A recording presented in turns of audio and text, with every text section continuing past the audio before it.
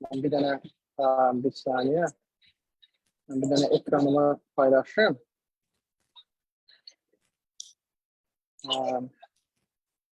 Böyle. Tam ekran eləyəcək mənim zəhmət olmasın. Aha. Aha. Demek. Okay.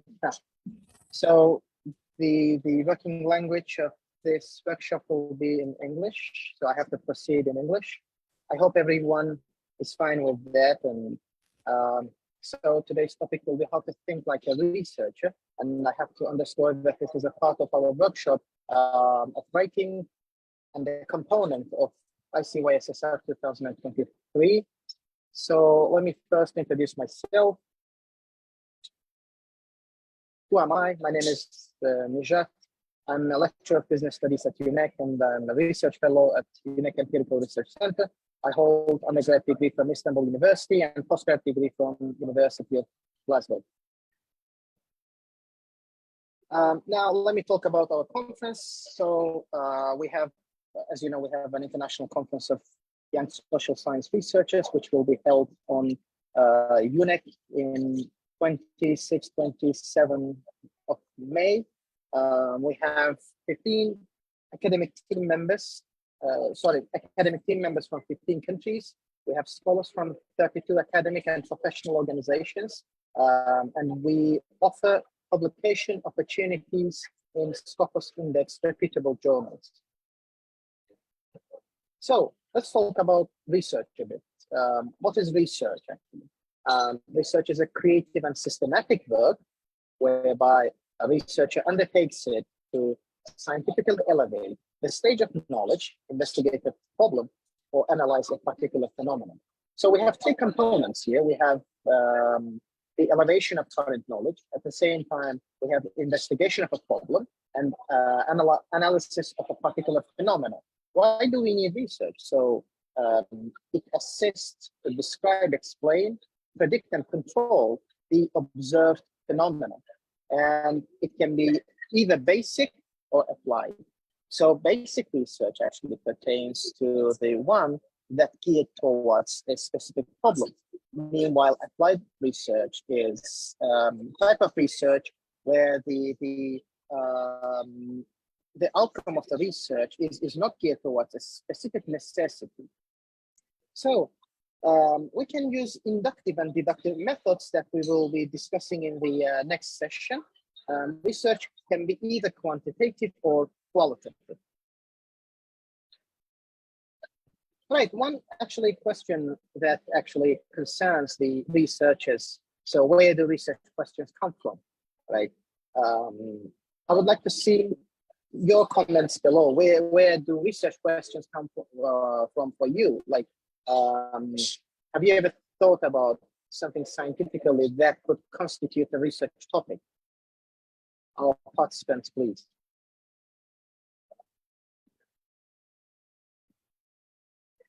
So I don't see the chat now. So I don't know whether you wrote or something or no, you didn't write anything anyway. So let me, all right. Since we didn't receive any feedback, I have to proceed. Research question is the first and defining feature of any research. So research questions, therefore, literally can come from anywhere.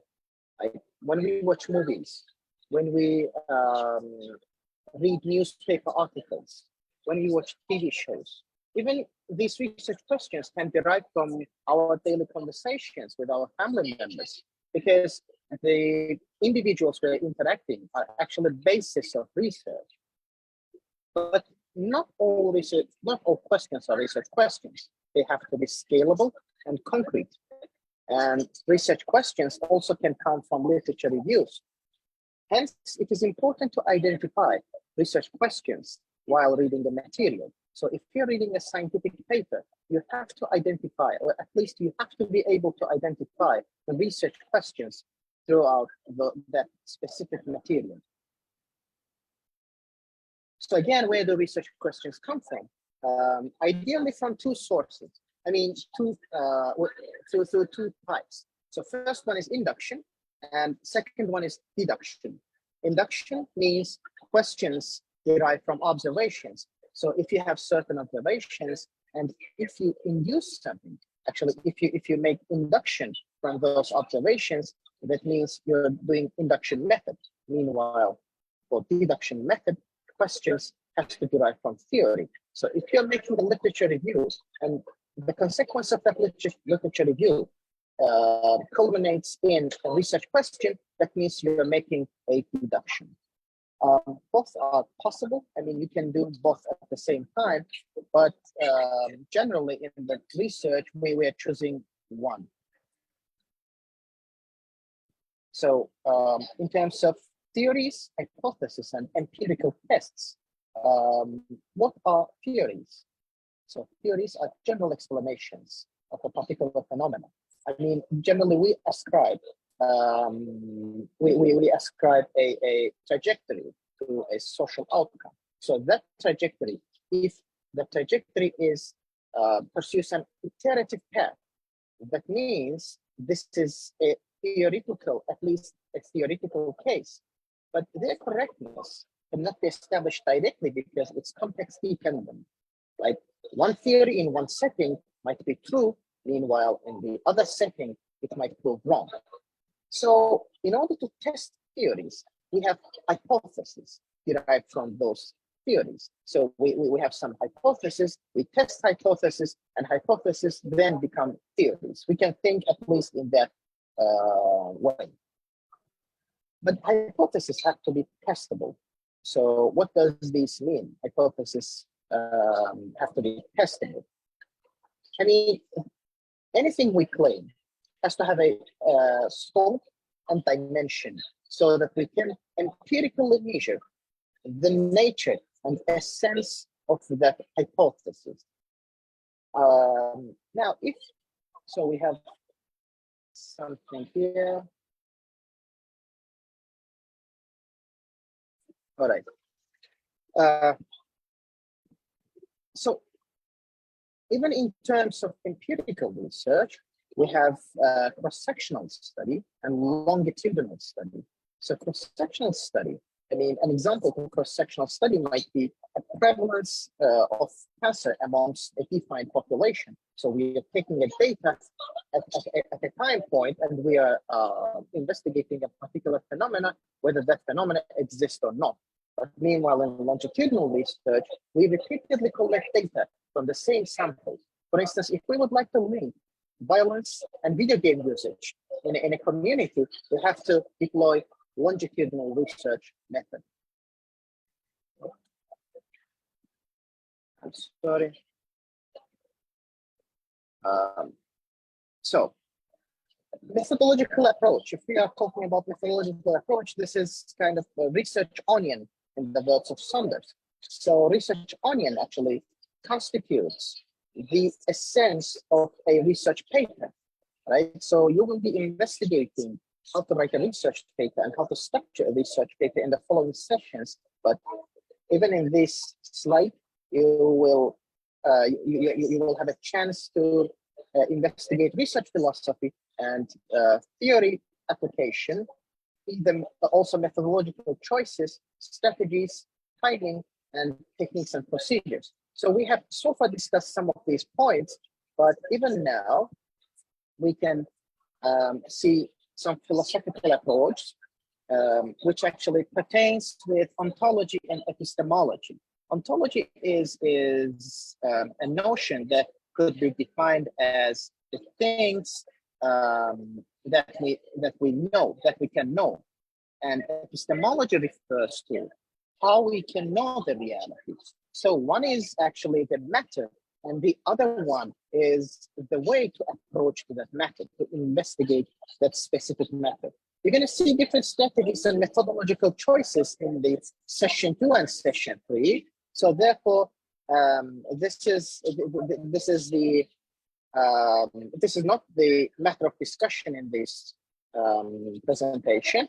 So, but we will be again come back in Azerbaijani to provide a brief explanation in Azerbaijani as well. So, that's why. Yes. So this is the last slide, and we will come back. We will then make a general discussion in Azerbaijani since the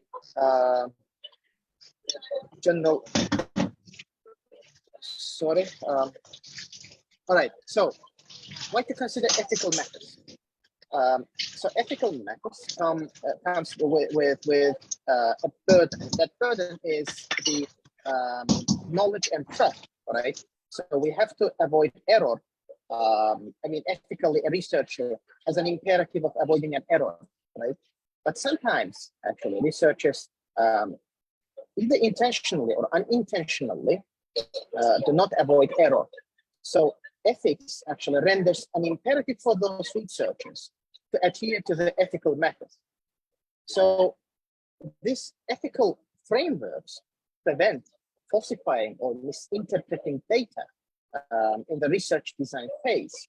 But in the implementation phase, ethics prevent any harm to the participants. We can investigate Milgram experiment to see what happens when, in the case of avoidance of ethical frameworks. So this was the last slide. And now we will be discussing generally in Azerbaijani. If you do not protest. Herhalde Azərbaycanca davam eləmək mümkündür da. Bəli, Nicat müəllim, auditoriyamızın etirazı yoxsa buyurun. Aha. O zaman bunları biz, mən özüm sürətli şəkildə rəfab elədim, yəni belə sürətli şəkildə keçdim. Çünki İngiliscə açıqcası biz düşünmüşdük, mən Azərbaycanca ola bilmə ehtimalını nəzərə almamışdım. Ancaq ümumiyyətlə danışsaq, yəni ki, tədqiqat nədir, nədən başlasaq, yəni yenidən biz bu məsələyə qayıtsaq, tədqiqat bir yaradıcı və sistematik, mövcud biliyi artırmaq üçün yaradıcı və sistematik metodların istifadəsidir. Yəni burada biz bir fenomeni izah eləmək, onu bəzən kontrol eləmək, kontrol edildiyimiz mühitdə elmi nəticələr hasil eləmək üçün biz tədqiqatdan istifadə edirik. Tədqiqat bəzən tətbiqi olur, bəzən sadə tədqiqat olur. Sadə tədqiqat olduğu halda, deyək ki, hansısa bir məqsədə yönəlmiş olmur. Ancaq tətbiqi olduqda bir tədqiqat, bu tədqiqatın konkret bir problemə yönəlmiş mahiyyəti olur. Burada deyək ki, induksiya və deduksiya məntiqindən söhbət gedir. Induksiyada biz deyək ki, burada mən göstərmişəm. Məsələn, induksiyada suallar müşahidələrdən qaynaqlanırsa, deduksiyada bu daha çox nəzəriyyədən qaynaqlanır. Ondan sonra kvantitativ və kvalitativ olma məsələsi var. Yəni ki, bir tədqiqatın həm kvalitativ olma ehtimalı olur. Bəzən bunların qarşılığı da ola bilir. Məsələn, burada gördüyümüz kimi, deyək ki, biz baxsaq, əslində methodological choices hissəsinə baxsaq, burada monomethod qualitative, multi-method qualitative, mixed method complex, mixed method simple, multi-method quantitative, monomethod quantitative kimi nəzərdə tutulur. Yəni bu dilində bizim əslində görməyə çalışdığımız şey bir tədqiqatın belə deyək ki, riyazi və statistik metodologiyadan istifadə olunaraq davam elətdirilməsi, yaxud da deyək ki, kvalitativ, yəni keyfiyyət metodları, yəni kəmiyyət metodları ilə yox, keyfiyyət metodları ilə aparılması. Burada sorğularda, üzr istəyirəm, birbaşa intervyularda söhbət gedir, aktiv tədqiqatlarından söhbət gedir və s. Bundan sonra biz tədqiqat suallarının haradan gəldiyini danışdıq. Tədqiqat sualları hər yerdən gələ bilər. Yəni bu filmlərdən, qəzetlərdən, bəzən gündəlik danışıqlardan gələ bilər. Çünki tədqiqat sualları istənilən halda insanlarla yaranan ünsiyyətdən meydana çıxır. Yəni heç bir halda, ən azından sosial elmlərdə tədqiqatın mahiyyəti insan olduğuna görə insanlarla yaranacaq istənilən belə deyək ki, müzakirə, dialoq, diskusiyada özündə tədqiqat suallarını ehtiva edir. Amma hər sual tədqiqat sualı deyil. Bunu aydınlaşdırmaq lazımdır. Hər sual tədqiqat sualı deyil. Çünki tədqiqat sualı olması üçün onun ölçülə bilən, yəni ən azından bəlli bir çərçivəyə sığışdırıla bilən olmağına ehtiyac var. Bununla yanaşı biz əslində qalanda demək, tədqiqat suallarının konkret olmasına diqqət yetirməliyik. Eyni zamanda tədqiqat suallarının konkret olmaqla yanaşı hansı belə deyək ki, məntiqdən qaynaqlandığını da aydınlaşdırmalıyıq. Yəni ola bilər ki, tədqiqat sualı bir mənada bir kontekstdə münasibdir, digər kontekstdə münasibdir. Yəni bu cür məsələlər var. Bunlar da ki, təbii ki, tədqiqatçının təcrübəsindən asılı olan məsələlərdir. İnduksiya, deduksiyanı danışdıq. Nəzəriyyə, hipotez və empirik test məsələsi çox əhəmiyyətlidir. Burada nəzəriyyə deyək ki, bir sosial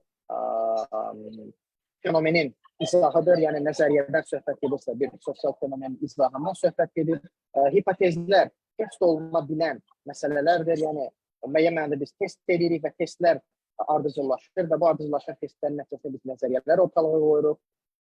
Bununla yanaşı cross-sectional studies dediyimiz longitudinal və cross-sectional studies məsələsi var, hansı ki, burada biz demək, ya bir konkret zaman kəsimində bir şeyi test edirik, ya da uzun zamana yayılmış ardıcıl testlər edirik.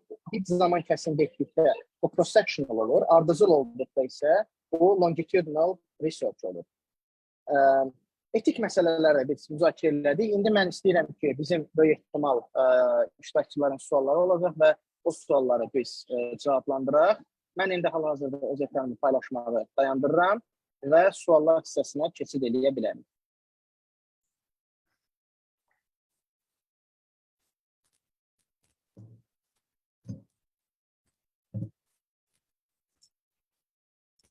Nicat müəllim, təşəkkür edirik. Auditoriyamızın sualı varsa Nicat müəllimə buyurun.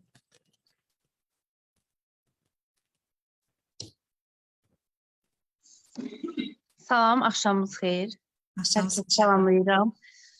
Nicat müəllim, konfransı da öz uğurlarımı diləyirəm. İnşallah xeyirli uğurlu olsun.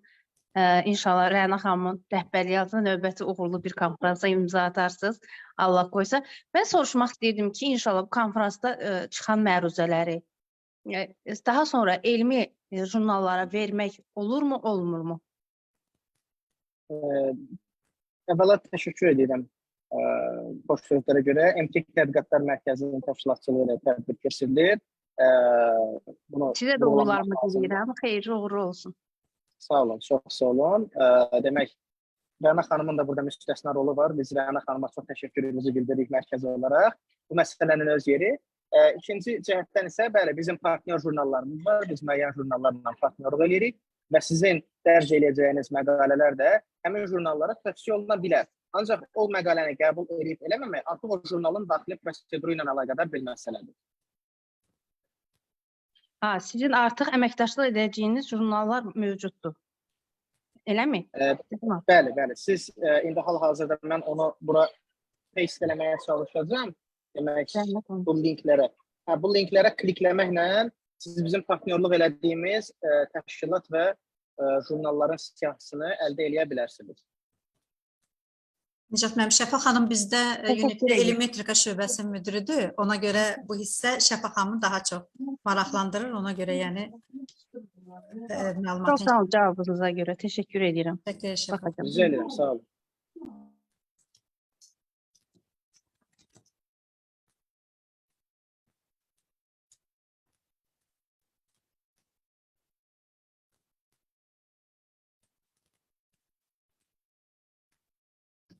Kimin sualı varsa buyurun. Çata da yaza bilərsiniz. Bəlkə çatda sualınız var Nicat müəllim. Salam, mənim bir dənə sualım var idi, verə bilərəm. Bəli, buyurun əlbəttə. Azərbaycan Dövlət İqtisad Universitetində mühəndislik və tətbiq elmlər kafedrası üzrə təhsil alan 2-ci kurs magistrantıyam. Sualım Nicat bəyə idi ki, biz bu konfransa məqalə göndərəndə, yəni çap etdirsək, bütün müəlliflərə sertifikat verilir. Sözün doğrusu bütün müəlliflərə, yəni iştiraka dair təbii ki, sizə bir mail göndərilir, ancaq burada hansısa xüsusi bir sertifikatın təqdim olunmağı, yəni beynəlxalq təcrübəyə sökünərək nəzərdə tutulmuyor. Amma siz təbii ki, mail vasitəsilə konferansda uğurlu iştirakınıza dair bizim tərəfimizdən təşəkkür mail alacaqsınız. Amma dediyim kimi, biz beynəlxalq təcrübəyə sökünərək hər bir iştirakçı üçün hansısa xüsusi formada fiziki sertifikatların verilməsini nəzərdə tutmamışıq açıqcası. Başa düşdüm, çox sağ olun. Yəni bizdən tələb edirlər ki, dissertasiya işinə uyğun bir dənə məqalə çap olunmalıdır və poster formasında və yaxud oral formada çıxış edildikdən sonra sertifikat verilməli idi. O mənə maraqlı idi, ona görə soruşdum. Çox sağ olun. Və biz bunu rəqəmsal formada sizə təqdim edirik yəni. Yəni rəqəmsal, yəni fiziki formada yox, rəqəmsal formada təqdim edirik. Elektron formatda deyək də, Natiq. Hörmətli tələbəmiz. Çox sağ olun. Buyurun.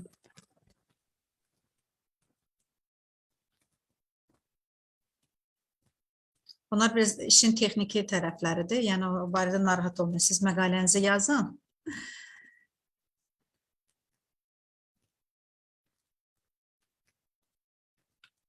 Sualı olan varsa buyursun.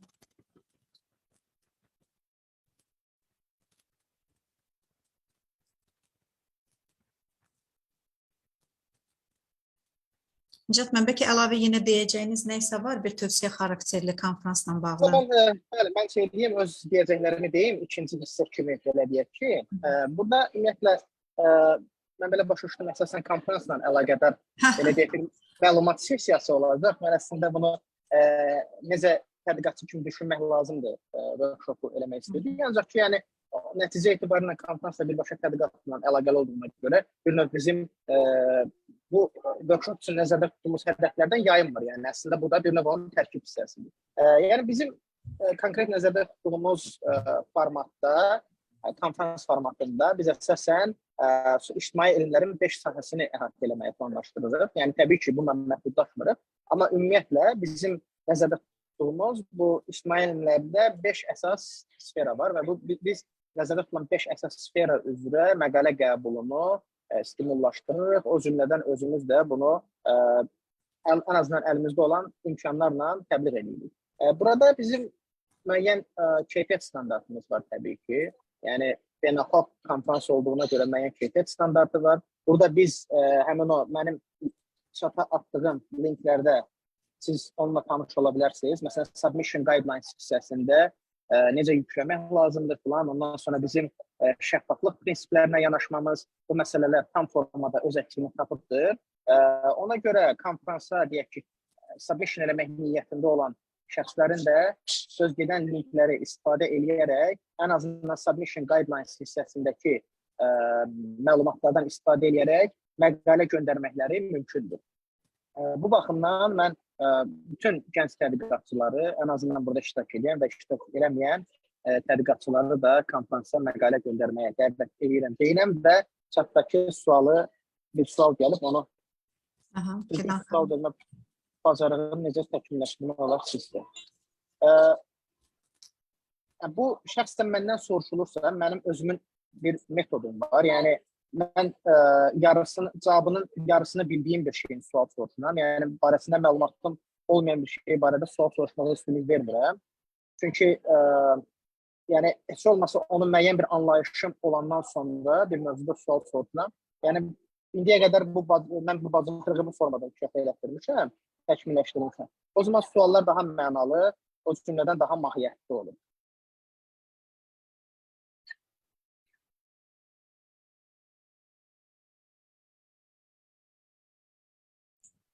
Dəyməz bizə edirəm.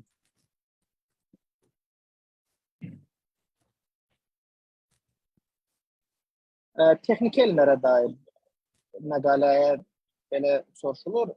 Təəssüf ki, yox, texniki elmlərə dair. Çünki bizim konferansın əsas mahiyyəti ictimai elmlər üzrədir. Ona görə də texniki elmlər bizim konferansın belə deyək ki, tədqiqat sahəsinə aid deyil, təəssüf ki. Sadəcə tələbələrimizdə texniki yönümlü təhsil alan tələbələrimizə demək istəyirəm ki, yəni itirəcəyiniz heç nə yoxdur. Bilirsiniz ki, UNEC-də mütəmadi olaraq konferanslar keçirilir. İndi bizdə rəqəmsal iqtisadiyyat konferansı olacaq, beynəlxalq konferanslar. Sonra hər il gənc tədqiqatçılara magistr dissertatların konferansı olur. Və kifayət qədər yenə də bayaqları dedi texniki elmlərdə Natiq keçən illərdə olmuşdur. Həmin kafedranın bizdə demək kompozit materiallar elmi tədqiqat mərkəzi var. Bizdə yəni tədqiqat mərkəzlərimizin sayı artıq 38 oldu. Və hər dəfə də bir tədqiqat mərkəzimiz təşəbbüsdən çıxış eləyir və bizdə tədqiqat mərkəzlərinin işinin əlaqələndirməsi təşkili şöbəsi olaraq bütün bu konferanslara, yəni dəstək kimi birgə təşkilatçılıqla keçirilir. Yəni bu il də yenə də həmin konferans keçiriləcək. Mütəmadi keçirilən, hər il təkrarlanan konferanslarımız var. Yəni sadəcə bura Nicat müəllim də qeyd etdiyi kimi sırf sizə məqalə, elmi məqalənin yazılışı və s. 3 gün davam edəcək də. Bugün 8-i və 10-u gələn dəfə Xətai müəllim Aliyev, deməli, tanıyırsınız Xətai müəllimi də. Bir də İnqilab Şahbazovun, deməli, necə deyirlər, çıxışı ilə, iştirakı ilə olacaq. Və yəni siz dinləyin, qulaq asın, suallarınızı verin. Yəni konferanslar çoxdur. Bu, yəni ruhdan düşməyin də. Bu dəfə sosial ictimai elmlərdir. Amma texniki yönlü konferanslarımız da olacaq, narahat olun. Bir də bir şey deyəm Rəna xanım. Yəni bu indiki zəmanədə belə deyək də, dövrdə bu interdisipliner davam edir də bu tədqiqatlar. Yəni illa ki texniki, sosial deyə bu formada yox. Yəni interdisipliner bir şeylər də ola bilər. Yəni biz buna da açığıq sözün doğrusu. Yəni illa ki məsələn filan belə branchdə olacaq deyə bir şey yoxdur da. Yəni bu interdisipliner də ola bilər. Bir neçə deyək ki metodlarında qarışıq ola bilər. Biz istənilən halda o mərkəz olaraq tədqiqata tolerant yanaşma göstəririk, tədqiqat metodologiyasına tolerant yanaşma göstəririk. Ona görə də biz hamını belə deyək ki, konferansa məqalə göndərməyə dəvət edirik.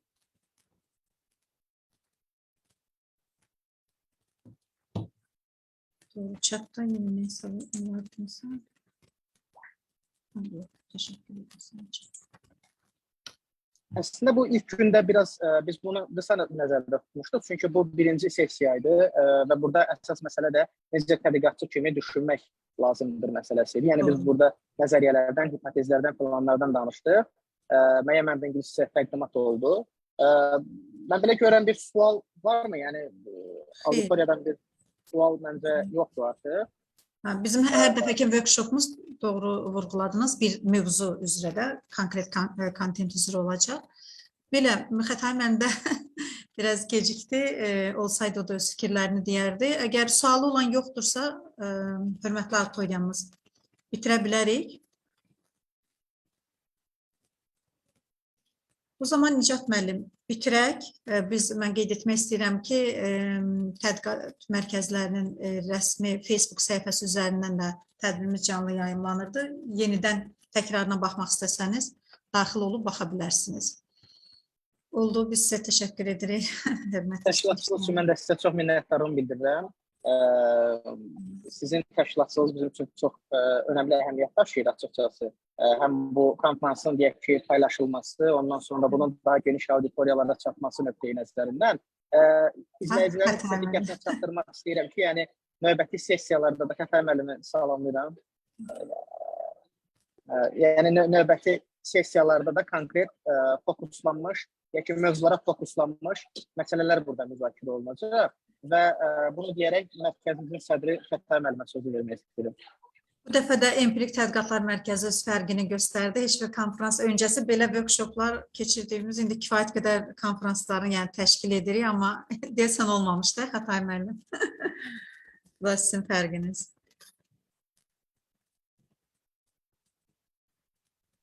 Mikrofonunuzu açarsınız Xətai müəllim.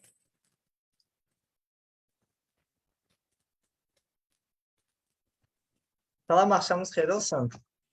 Üzrlüyəm, mən gördüm ki, orada internet kəsintisi yaşanır digər yerdə, biraz Wi-Fi-dan uzaq olduğu üçün. Ona görə yerimi dəyişdim.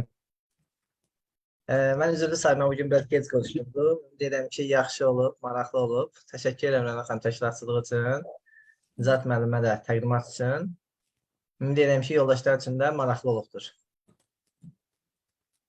Biz konferans barəsində danışdıqmı Rəna xanımın məlumatı? Belə suallar oldu Nicat müəllimə. Nicat müəllim də demək cavablandırdı. Sizin də əlavəniz varsa buyurun. Yəni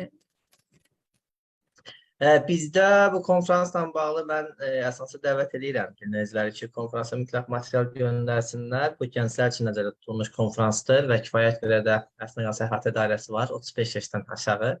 Biz biraz gəncləri daha elinə çox yaşda götürmüşük ki, bunların hamısı gəncdir, tədqiqatla məşğuldurlar. Eyni zamanda növbəti 2 gün sonra da növbəti bir təqdimatımız olacaq. Əslində bu prosesdə həm biz öyrənirik, həm paylaşmağa çalışırıq öyrəndiklərimizi və 3 günlük workshopun sonunda biz gözləyirik ki, yəni təqdimatlar gəlsin, abstraktlar eyni şəkildə sonradan yəni full paper dediyimiz, yəni məqalələr göndərilsin.